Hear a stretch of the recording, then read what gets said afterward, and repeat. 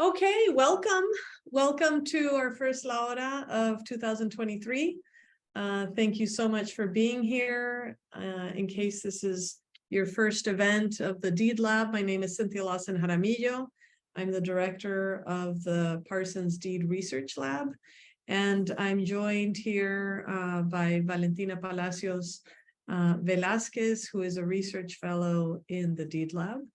And of course, many of you, thank you so much for coming back to La Hora. Thank you if this is your first time coming to this space. So Valentina and I started La Hora last year with the goal to really have a recurring space for conversation, learning, critical thinking, questioning about all things related to the artisan sector. In the Deed Lab, we have been researching the artisan sector for 15 years. We have worked on fieldwork programs. We've published case studies. We've done strategic partnerships with artisan organizations. We have run workshops for founders of brands that source artisan labor. And all of those have been the ways in which we have learned about the sector. And where we are now, 15 years later, we continue to be very concerned about the future of artisans and their children. We're concerned about their livelihoods. We're concerned about the loss of cultural heritage and craft techniques in many parts around the world. And we are primarily concerned and interested in exploring with you all, what is the role that designers and entrepreneurs play in the artisan sector? What are the roles we have played? What are the roles we should play to really try to change and participate in a more sustainable future for artisans and their children? So in La Hora, we sometimes have special guests. We do not have a special guest today, which means that that you all are our guests, our special guests, and you have an opportunity to share with us any questions, concerns, maybe readings, resources, events, etc. That you may want to share. So what we'll do is we'll do a go around. And I will ask each of you if you today brought a thing to this space. Again, it could be a question, it could be something that you're challenged by in your own work, a curiosity. It could just be the reason why you chose to attend today's La Hora. So if that sounds good, I'll do a go around and people will join maybe after we've done the round so we can start over, but this is a good sized group for this 1 hour that we have together just to kick off the conversation. Sound okay? Okay. Farzana, you are my first tile, so perhaps I'll start with you. Do you have a thing for the group today? Yes, I do. Thank you so much. It's very good to see everybody, new faces and old ones. I am working, I'm actually studying at the MSSDM program at Parsons, for those of you who don't know. And the area that I'm working in is trying to create a space for artisans from Bangladesh. That's what I'm from. So now I'm kind of working in the area of creating a learning space that is appropriate for the artisan sector, but where people from outside the community and inside the community, and I'm kind of struggling to find a way which is non-invasive and which is not intruding or not insensitive to the cultural aspect of artisanal practices. So it's like traditionally we see kind of working and learning the way it's taught. It's more like learning through practice. So what could be our approach to teaching and learning when it comes to traditional crafts, and how as outsiders from the community we can play that role without being insensitive or without without having that, outsider's approach to it. Wow, what a wonderful question. Thank you so much, Parsana. So we'll do a round of see what things other people brought, and then we'll go back and we'll dive into the conversation. Valentina, I'm going to skip you. Okay. Maria, do you bring a thing today? Hi everyone, it's great to meet you. I would say that I'm more here out of curiosity, but my current area of interest is accessibility, specifically in respect with people experiencing different levels of disability. I think there's a lot of relationship with artists, the visibility, the access that they have both in the design business and the artistic world, education as well. And I come from Colombia, so we have a really strong culture of artisans. It's actually, I would say, one of the things that really contrast with the offering that you get here in New York. So the ability to connect with actual artisans that have worked their labor through craft rather than education is pretty significant for me, something that I have explored before. So if I could get anything, it would be the intersection between those spaces, or three spaces actually: design, artisanship, and inclusion, specifically in the area of disability and accessibility. Wonderful. Well, thank you so much for joining us today, and for adding that thing. Shristi, do you have a thing today? Yeah, hi everyone. My thing is my thesis, which is what I always bring to the La Hora video calls. I've been on a couple of previous ones, and very much like Farzana, I also want to be able to spotlight certain artisan sectors from my home country in India. And coming into the program that I'm in design and technology, I was looking at how emerging technologies or new ways of immersive learning could benefit all the knowledge that is hidden from us regarding the makers and the creators whose products we consume without knowing it. But like in this process of refining my thesis, I've been challenged to think of how I can actually spotlight the alienation more than the craft clusters themselves, because it would be very easy to like come up with a card game that talks about different craft clusters to make it interesting, or like set up a portal for people to explore them. But it is so challenging and raises so many interesting questions around why the distances exist the way they do and how these supply chains work, and how to make that learning more apparent for the people to whom the labor has been invisible for so long. Wonderful. Thank you. Thank you for sharing that.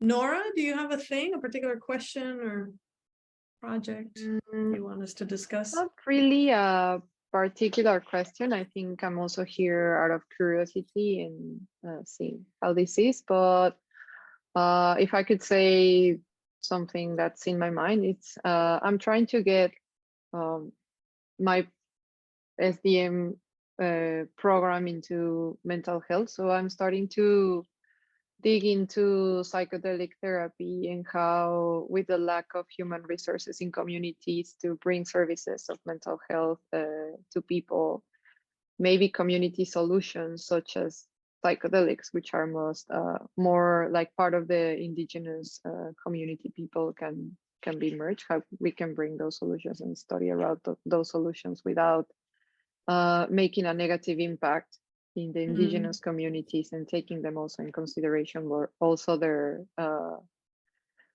way of thinking and what they bring in the table, make it visible, because it's very, very valuable. So I'm trying to get into those things. Wonderful. Thank you. Lashana, do you have a thing? Hello, yes, I do have a thing. My name is Lashana Broussard Morris. I'm actually a student at North Carolina State University, their College of Design.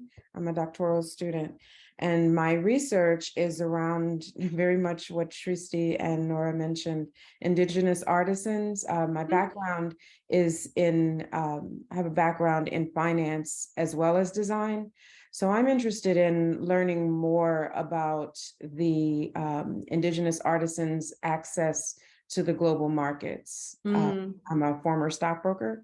And so I would like to create meaningful research that artisans can use as independent artisan entrepreneurs, and how they're accessing the global markets, how others have accessed the global markets, and just put some things, more concrete things on paper that may be usable and helpful for sustainability. And there are new supply chains now, so just understanding those systems. And so I'm excited to be here. Okay, wonderful. Thank you for joining us and for finding us. Happy to share a bunch of resources. We can share those with you in a few minutes. Sanya, you have a thing? Hi, I think I've discussed this with a bunch of us here before. So my thing last time was, how do these artisans get up and manage to go to work every day? Like, I have a designer's block kind of situation, or like I'm just not in the mood. How do they? And actually, now that I heard Nora talk about it, it really aligns with what value or thing I'm looking for. It's like, are they even aware of their own mental health? Like, do you think that that's a thing for them, or just to make their daily wage, or like what might they have to lose to, take this day for themselves? Maybe I would want to explore more on that in this existing system. Wonderful. Thank you for bringing that and amplifying also Nora's focus on mental health. Arshdeep, do you have a thing, a particular question or project that brought you to today's Laura? And it's okay to say no. I would like to discuss my idea here. I mean, it's not particularly inclined with the topic of the day of actually being related to the artisans, but I'm sorry, Arshdeep, to interrupt you. It's very hard to hear you. Oh, maybe this will be better. Yeah, I hope so. Yes, no, much better. Yeah, you were very muffled. So now we can hear you perfectly, if you don't mind starting over. Yeah. So what I was saying was that my thing actually isn't inclined to the topic of the day that is related to artisans and sustainability, basically. But yes, I would like to share why I joined the conversation today, because I am actually working over the idea towards sustainability and upcycling. So I'm working towards upcycling the textile waste and making products out of it. So I thought maybe there could be something I could take from this conversation. So yeah. Okay, we'll try to make some connections. Thank you. Thanks for being here. Thank you for having me. Tanya, you have a thing? Hello, sorry, I was eating. No worries. I don't have a particular thing, but I wanted to join in like solidarity and to just like make sure that there's numbers here. I run a colectivo, and so I just want to make sure that like things are aligned and we support each other. But I'm kind of hearing you guys talk about like artisan stuff. Since my focus is lighting design and architecture, I am really influenced by local craftsmen or local craftspeople in terms of like building materials and indigenous technologies and knowledge. So if I had to put something on the table, it would be that. But yeah, I'm just happy to be here and be part of the conversation and just kind of looking to build community. Wonderful. Thank you for coming. I'm a fan of El Colectivo. I know, thank you. And yeah, I follow you all on Instagram. Not everyone here is at Parsons, but maybe you could drop in the chat for the Parsons students who are here, how they could connect with El Colectivo and how they can participate in your events. Cool. Christian, do you have a thing you want to share with the group? Hi, sorry. Hi. My camera is not working. No worries. I'm an economist from Colombia. I have been researching about grassroots innovation, mostly in Colombia. Currently, I'm in New York, and I just signed up for this kind of conference to understand what is happening here in that connection between academia and other spaces. So mostly I'm here to hearing about how is this research or this lab is working well. Okay, thank you for joining us. The more the merrier. And Javier? Thank you for coming back to Laura. No, thank you. I have nothing in particular I have to share, or I just like to be here. It's a very interesting conversations every time I join. So just here to listen. Wonderful. Well, thank you. And I think I went through all of the attendees. So we have a bunch of things. Some things are connected, others are not. We'll perhaps I'll start in order in which things were shared, and also try to make connections. And Valentina and I, as we go along, can share materials in the chat, but I'll also try to speak them out loud for people who are maybe watching this recording afterwards. So Farzana, we'll start with you, and you have a very interesting question there, which is, the way I heard it, I would say the biggest challenge that you're exploring is, how can people from the outside, from outside a community, enter without being insensitive to cultural practices, and also without being extractive in their approaches? Yep. The teaching, learning of the craft. Yeah. Yeah, so I guess one question is, why do we need people from outside? And you won't be surprised that I would ask also, how have you determined that the community wants to welcome people from outside?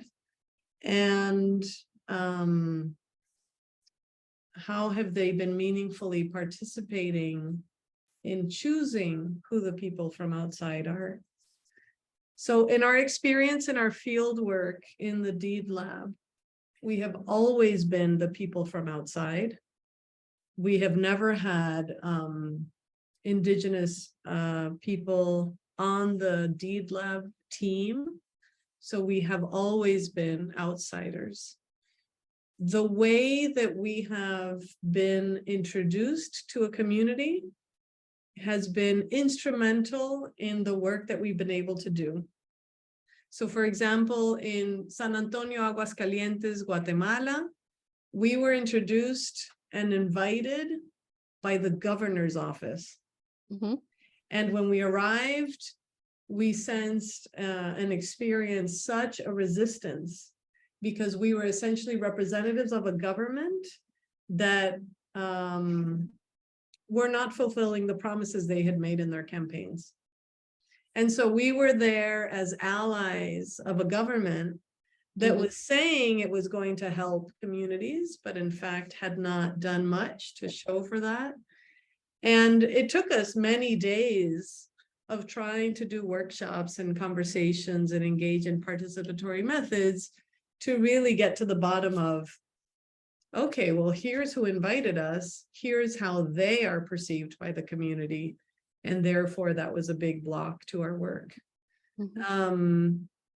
It is our experience that artisans appreciate the learning that can happen with people from outside, and we've had some good successes in having early conversations with artisans. What do you all want to learn? What are your goals? How do you think a group of students from these various programs, or a group of faculty from design and management could contribute to your goals?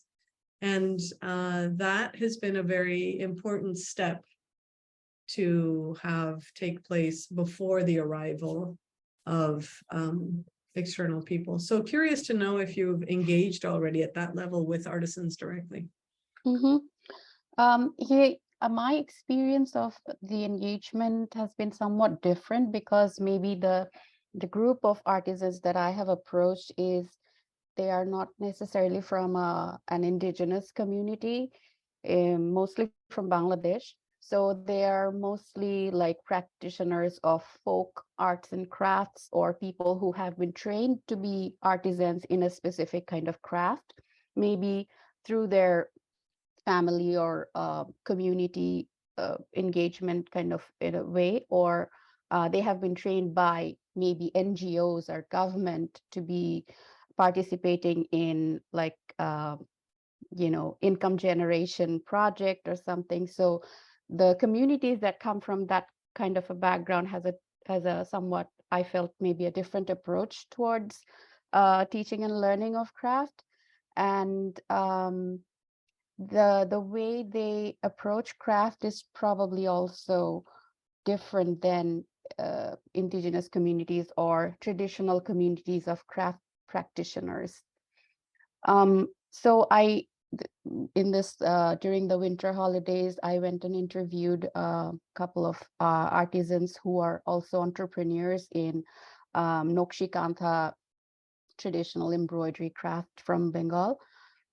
So they are kind of concerned in a way that the new generations of craft practitioners are not so much interested anymore. They're more interested in learning other things, or maybe their sons and daughters do not want to come into it, but there are other people from outside the community who maybe require some sort of income generation, or they need to support their families, so they want to learn the craft and be on board with the group of embroiderers. So they're not necessarily based in an urban setup. They're like teaching and learning in a more communal space, in a very informal like apprentice and master craftsman sort of setup.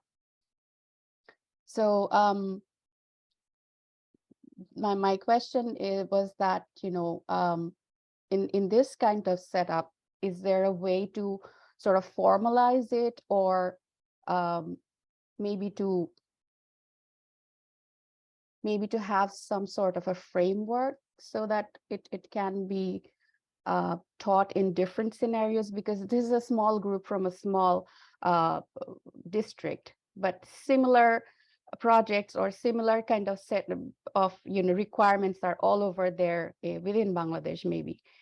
So if it could be somewhat understood, or try to put it on paper, or bring it into some sort of framework. Yeah, I mean, I'm curious to hear from others. Two resources I can offer you, because it sounds like where you are, the question that you're exploring is less to do with the specifics of artisan work, and more to do generally with the power relations of community engagement generally, of people external to a community arriving or parachuting in and trying to get work done. So two things I can share. One, with my colleagues Michelle Kahana and Everett Uzer, we've been working on a curriculum, Community Engagement 101. And we've developed several workshops, train the trainer workshops. So they're intended for faculty who are involving their students in any kind of community engagement. And the link I put in the chat will show you some of the events that we've had and some of the exchanges, but happy to share the full curriculum with you. We have last summer we started to produce the online modules, and there may be useful workshops or tools or resources and readings for as you continue this work. The other thing I can share are the guiding principles that we've developed in the Deed Lab that we use for our field work, and we see it as our ethos or our ethical framework via which we've done our work. And if you've not already done so, developing an ethical framework for your work would be invaluable. And I'd be happy to, if you wanted to send that to me, happy to give you feedback on a draft or something. All right. Thank you so much, Cynthia. Yeah. That was super helpful. Any other suggestions, comments, questions for Farzana? I did wanted to add something because I think like in my case, I had like also the experience of working with artisans community, but the way I approached the community also was through government organizations, and it was like different than like the experience you had. Like I didn't feel that much resistance because I think also where the community is established also is different. So like in that case, I was working with homeless indigenous women. So they were not already like in their territories, they were in a like foreign territory. So it was like also like different, the relationship with them. And having the like the support of the government actually helped me to understand a little bit more of like the hierarchy of the like of the indigenous communities in general. So like I was able to like understand who I needed to speak first with, then like who I needed to speak second, and then like who I needed to like, then like finally I was able to speak with the women from the communities and then being able to like start working with them. So I think, yeah, is kind of like different sometimes the approaches. And even though like they can be frameworks, like also like these frameworks need to be really like kind of like personalized to like every community you are going to be working with, because they might be nuances of the culture, or they might be like nuances of the specific community that you might want to take under consideration. Mm-hmm. Thank you so much. Thank you, Valentina. And welcome, Bhavisha and Gigi. Thank you so much for joining us. We did a round of sharing what particular questions people were bringing to the space, and so we're now going back and kind of discussing each of them. So feel free to add in the chat if you had a particular question that brought you today. So Maria, you shared your area of interest, not a particular question, but I wanted to make sure to highlight it because it's not something we've really discussed in the Deed Lab, this intersection with disability and accessibility. So thank you so much for bringing that to La Hora. And what I have seen a lot of is a lot of charity projects where craft is sold, telling us that this was made by blind children who live in a home, or by I don't know, people who are physically disabled who are in a particular but it doesn't, the approaches I've seen, the craft is of a certain quality that that again feels and reminds us that it's charity, which takes away some of the dignity and empowerment that I think people with disabilities should absolutely be experiencing. So I can imagine some really interesting explorations in that space that really center people, regardless of ability, as creatives, as masters of craft and knowledge. And the other thought I had, which I've also not seen a lot of explorations about, is how physically taxing a lot of the craft is. So weaving on a backstrap loom is a killer for one's back and eyes.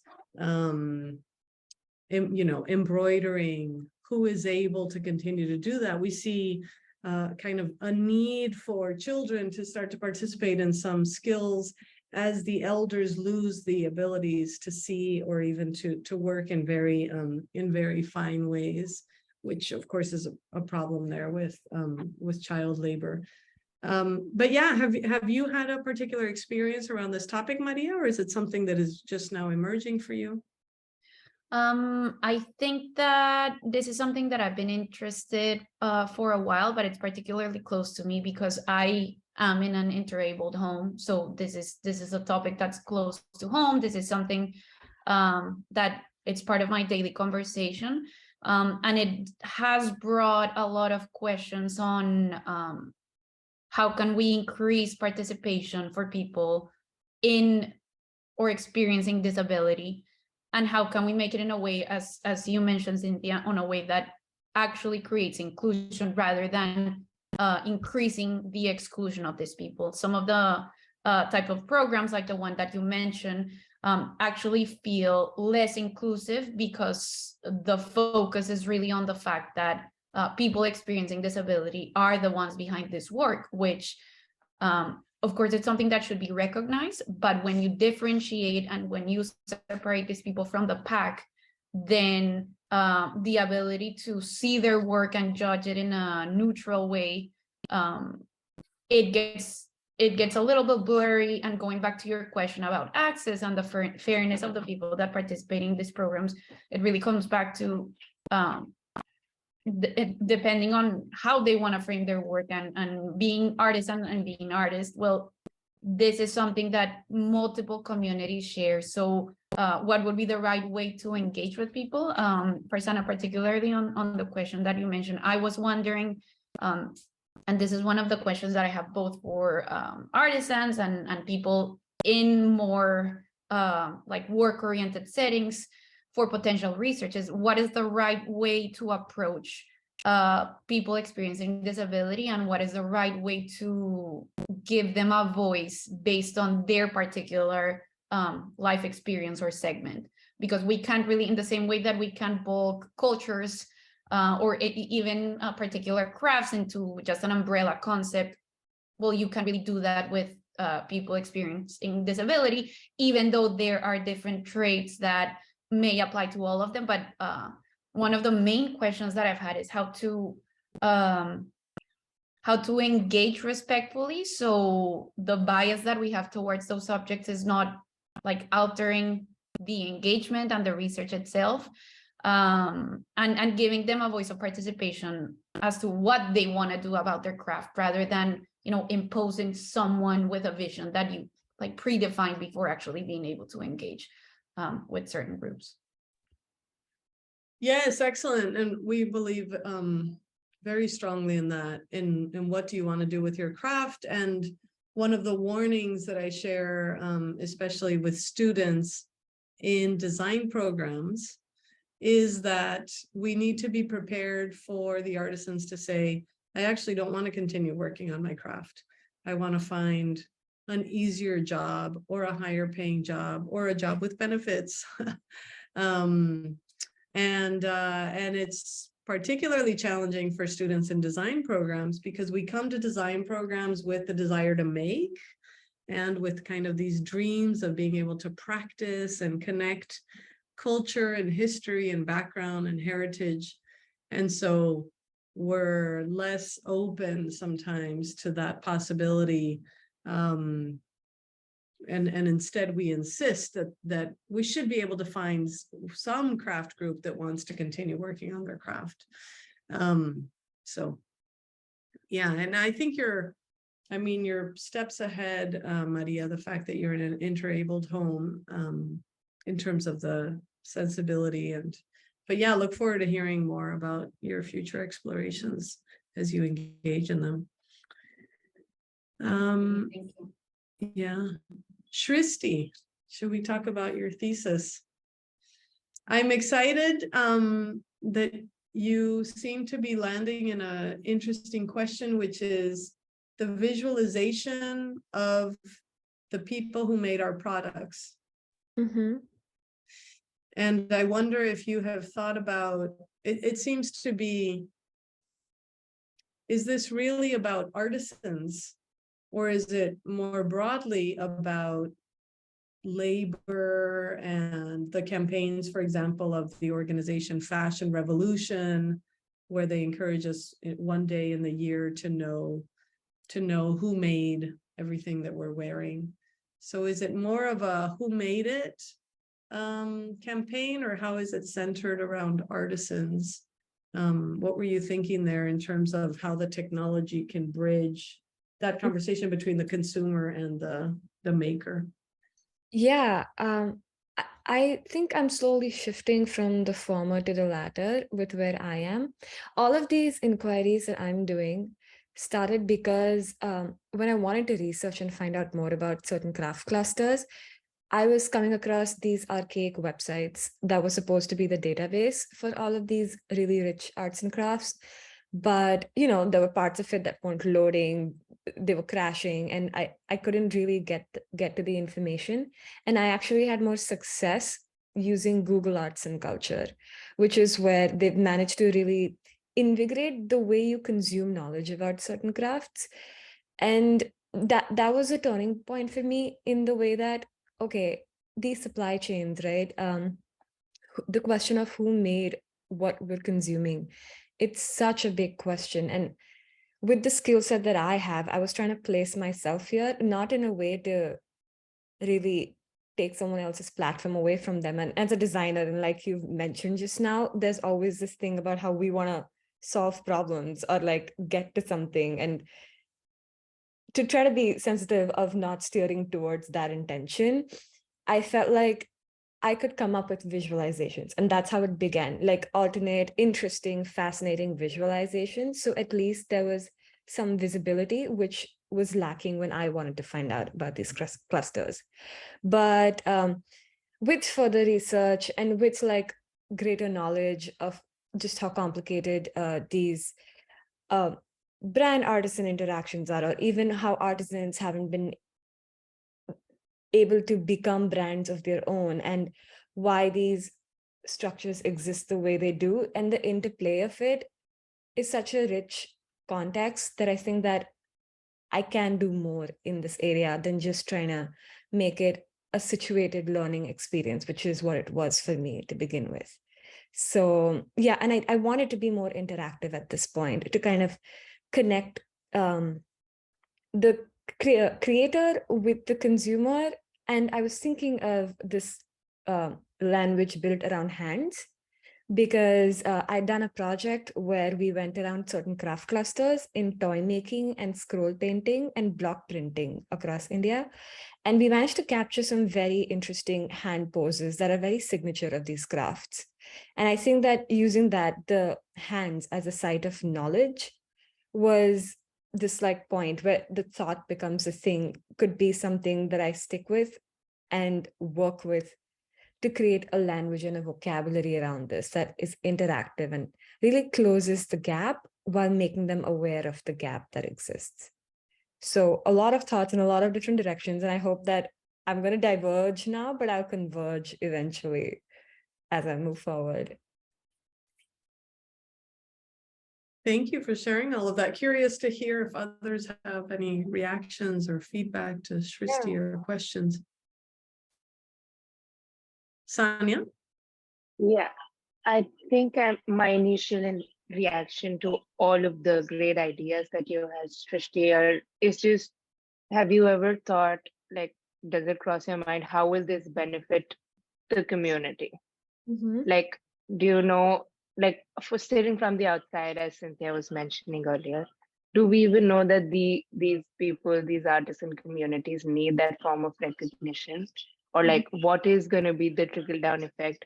Because in India, I think a lot of societal pressures would be there for women, especially with their families. Like, why do we have to publicize their faces? A lot of like, you know, the customary things are also, I don't know if that question raises anything in your head, but I would personally think about, how is this idea going to benefit the person who's making it? Like, do they even want to be recognized, or is it going to be for their own welfare, and how? Maybe explore. I think about that every step of the way. I don't, and I've talked about this with my professors who've also worked in similar fields, and the feedback that I've gotten is that you're not trying to rescue or add recognition to a particular craft cluster as much as it is about using your own personal context, certain crafts that you grew up with, to maybe ask these bigger questions about the complex systems of manufacturing that we exist in. So even with the visuals that I'm looking at, or any kind of motifs, I'm basing it around making more than one craft. So like the language of the hands, you know, or even any kind of interaction that I facilitate, it's going to be to get people to ask questions about our supply chains, more than really be like, this craft is being exploited by this brand, and what is your role in this? And like, so trying to be sensitive of these very things, because I don't mean to take away the platform, which maybe, like you said, craft clusters aren't even asking for at this point. But in my own way, satiate my curiosities around the different crafts that I grew up with, and using that and my personal context to talk about the reasons that certain ones are exist on the margins right now versus why they find success in different ways and not on their own. So yeah, I hope that answers the question, or makes it seem like it's okay for me to continue down this project. Definitely is. Yeah, and I'll add one thing on interactivity. I encourage you to really explore how you can create an interactive design that captures the complexity of craft making. So that it's not just like I'm going to wave my hands and then this embroidery is happening as if all it took was, as if it was magic. Like, how do you capture how labor intensive the craft is? And how do you encourage a slowness in what you're designing with technology that invites slow consumption and slow production, and those values that we find are embedded within craft and that we're losing across other sectors of production. Yeah, that's a really good point. And I think those values would be really exciting to see in your work. And if anyone has any projects or like kinds of inquiries in this space, I'd be really, really grateful to have that shared. Thank you. Okay, thank you so much. Lashana, we'll turn to you. So you shared that you're a student at NC State doctorate program. You have a background in finance and design, and you're looking to learn more about the commerce-based models in the artisan sector. Exactly. Yeah. How artisan entrepreneurs are accessing the global markets. You see so much with the conglomerates. They've got this well-established global supply chain, but it's not well defined for the small artisan entrepreneur. So I'd like to see what systems exist and what the framework needs to be so that others can pick up that research and maybe duplicate it in other areas. Yeah, so a few things I can share. I can share the business of handmade research that 200 million artisans in India produced. I put that link in the chat. We in the Deed Lab drafted several case studies, which you can find on our website. I put it there. But in fact, what I want to show you is a book that's right behind me. Let me just grab it. Oh, great. Thank you.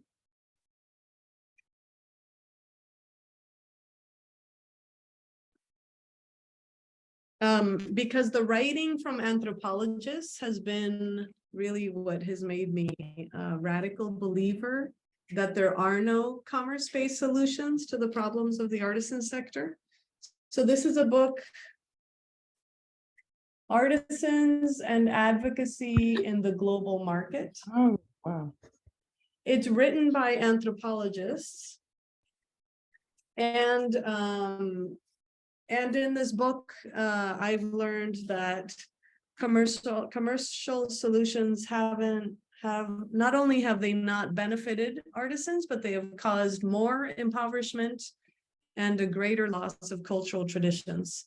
Because what we're doing is we're bringing in capitalist and external frameworks and expectations to communities that have been sustainable for centuries before we decided to bring the notion of a global market to them. So I think this book would be great. And I keep renewing it in our library, but if you wanted to request it through interlibrary loans, I could return it. And I appreciate I could take all my bookmarks out of it and and send it to you. I'll type it in the chat Thank in you a so moment, much. Javier. I see your question. And yeah, another I guess another resource I can share on the deed website in the section called tools and resources. There's a link that I've been told is too small and hard to find to this master spreadsheet that I'm putting in the chat that has many different articles, mostly mainstream non-academic articles, but they'll connect you to many other projects and resources. And then the final thing I'll share is if you're not yet aware of the organization called Nest, their website is buildanest.org. They've been doing some really interesting work in the American South. And because you're based in NC State, I wonder if maybe some of the American artisans that they've been working with, American craftspeople and American artists in Alabama, in the Carolinas, there may be an opportunity there for some fieldwork research or just even conversations for you to have. The context of the United States being, quite different than the context of an emerging economy, but still some of the problematics are similar. But yeah, I really am excited that you're engaged in this research, because the top two problems that need to be solved to really be able to scale the impact of commerce-based solutions in the artisan sector are, one, a problem of shipping. So they tend to be the boring problems we don't really want to focus on. Shipping and logistics, it's very expensive to ensure the safe shipment from many rural areas around the world. And the second is one of banking and access to money. And many communities, women are not allowed to have access to bank accounts. Indigenous people are not allowed to have access to bank accounts, or they need technologies or other literacies that they may not have access to. So just the transacting of money, of paying, of receiving payment ends up really requiring middle people that then take part of the profit. So I'm excited to learn more about what you're working on, and happy to meet also in future occasions if you want to reach out. I absolutely do. And I'm grateful for this. Thank you. Yeah. I appreciate it. You're welcome. And Valentina shared in the chat. Do you want to share, Valentina, say what you shared? Yeah, no, this is something for Shriti. I don't know if I'm pronouncing it right, but it is just like how like it was in a class of design and usability that the professor shared with me, like some of the kind of like graphics of like all the work that is behind something. So like it's like talking about like engineer and like how the user actually see what is like being made by someone else.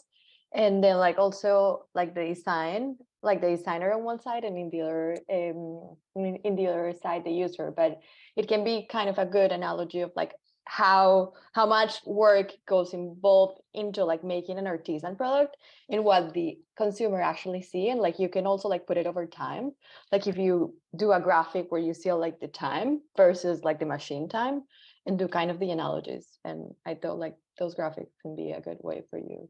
Yeah, I was just looking at them. This is great. Thank you so much. No worries. And I want to read out Sonia's comment, that my comment reminded her of the notion of where do we draw the line between handmade and made with the aid of machines? How sustainable is a complete handmaking process over solutions that would make artisanal life much easier, from our previous Laura?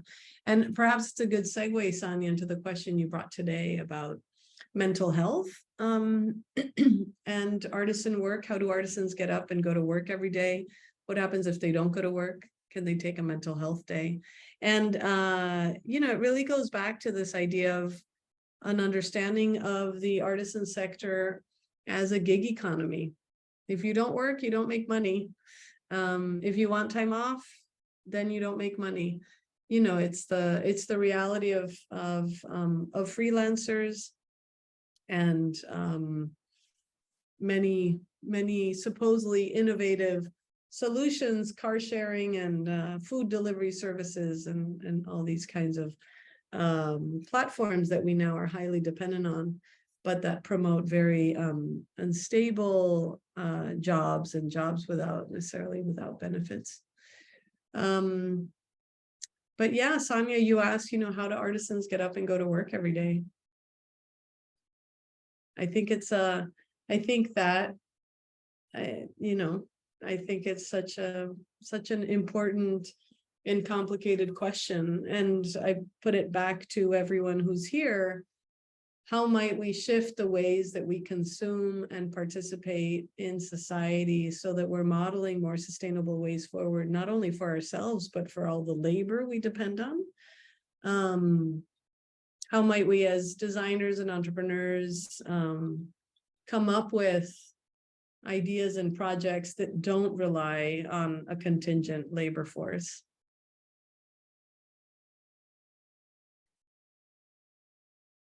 That's a great thought. Thank you. Sure, you're welcome. And I'll share in the chat, let me see if I can quickly find it here.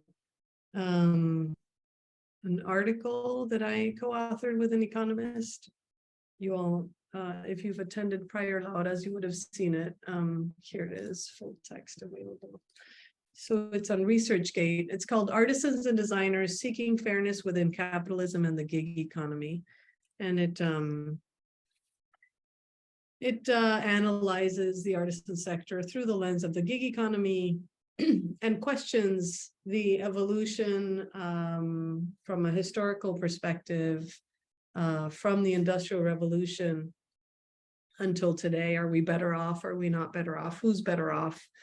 And is fairness in the artisan sector, will we arrive at it through all these solutions that basically create contingent labor solutions for artisans, or are there other ways forward? And with Valentina, we've been on a search for artisan sourced product dependent organizations or companies that continue to pay the artisans a salary even if they don't deliver product. We've not found that. You know, we had hope in a recent case study we were working on, but then the pandemic really shed a light on who was able to do that and who wasn't. And all the organizations I had been in touch with, that they were like, yes, we commit to 20 hours a week minimum for each artisan. It only happens as long as the orders continue to come in. And when the orders don't come in, then the artisan is not necessarily getting paid. So we have 4 minutes left. Anybody want to add anything? Have any additional questions? Anything to contribute?